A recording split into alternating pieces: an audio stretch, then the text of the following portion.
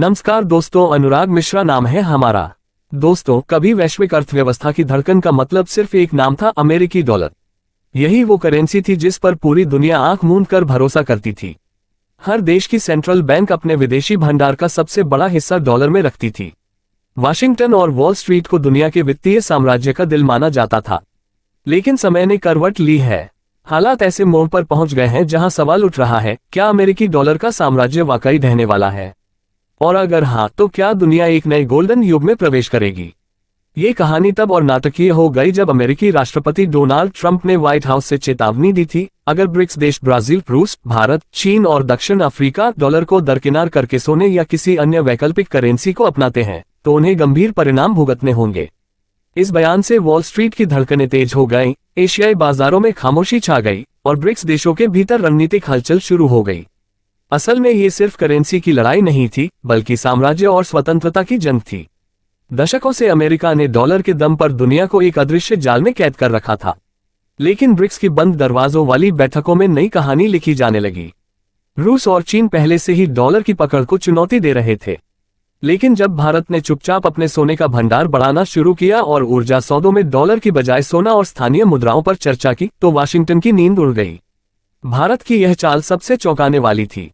दशकों तक भारत को संतुलन साधने वाला देश माना जाता रहा था, लेकिन इस बार नई दिल्ली ने अलग दिशा पकड़ ली। जैसे ही खबर फैली कि भारत गोल्डन ब्लॉक में शामिल हो रहा है, पूरी दुनिया की नजर दिल्ली पर टिक गई। ट्रंप ने प्रतिक्रिया दी कि डॉलर के खिलाफ कोई भी साजिश अमेरिका के खिलाफ युद्ध होगी। उन्होंने यूरोपीय देशों को भी चेतावनी दी, अगर उन्होंने ब्रिक्स का साथ दिया तो नाटो में अमेरिकी सहयोग सीमित हो जाएगा। लेकिन यूरोप खुद ऊर्जा संकट और रूस यूक्रेन युद्ध से परेशान था, इसलिए उसने गुपचुप भारत से संपर्क साधना शुरू किया। यही भारत की कूटनीति सबसे बड़े रहस्य के रूप में सामने आई। एक तरफ अमेरिका से भरोसा दिलाने वाली बैठकों का दौर चला, दूसरी तरफ रूस और चीन के साथ गुप्त समझौते मजबूत होते गए। अमेरिकी खुफिया एजेंसियों की रिपोर्ट में साफ लिखा गया, ब्रिक्स देश गोल्डन कॉम्पैक्ट बनाने की तैयारी कर रहे हैं। ये कॉम्पैक्ट डॉलर के विकल्प को जन्म देगा और वैश्विक वित्तीय ढांचे को पूरी तरह बदल देगा। बाजारों ने भी बदलाव को महसूस किया। सोने की कीमतें तेजी से बढ़ी, डॉलर इंडेक्स गिरा और निवेशकों ने कहना शुरू कर दिया, डॉलर का दौर अब खत्म होने वाला है। अब सवाल यह है, क्या भारत वास्तव में इस नए गोल्डन युग का नायक बनेगा, या ये सिर्फ एक रणनीतिक चाल है ताकि अमेरिका और चीन दोनों से एक साथ फायदा लिया जा सके?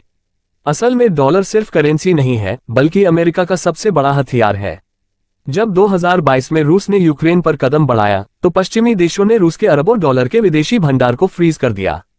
ये चेतावनी हर उस देश के लिए थी जो अमेरिका से अलग राह चुनना चाहता है। अब दुनिया के कई देश सोच रहे हैं, क्या कल हमारी भी यही हालत हो सकती है? यही डर सबसे बड़ा बदलाव लाने वाला कारक बना। सेंट्रल बैंक अब तेजी से डॉलर से दूरी बनाकर सोने और स्थानीय मुद्राओं की ओर झुक रहे हैं। वर्ल्ड गोल्ड काउंसिल की रिपोर्ट ने साफ दिखा दिया कि दुनिया इतिहास की सबसे तेज रफ्तार से सोना खरीद रही है। भारत भी अपने भंडार में इजाफा कर चुका है और ग्लोबल पोजीशन मजबूत कर ली है। ये सब अमेरिकी डॉलर के लिए एक गहरा झटका है। असल खेल यह है कि जितना ज्यादा अमेरिका ने प्रतिबंध और टैरिफ लगाए, उतना ही देशों का भरोसा उससे टूटता गया। यही कारण है कि अब बहुध्रुवीय व्यवस्था, मल्टीपोलर वर्ल्ड ऑर्डर की नींव रखी जा रही है।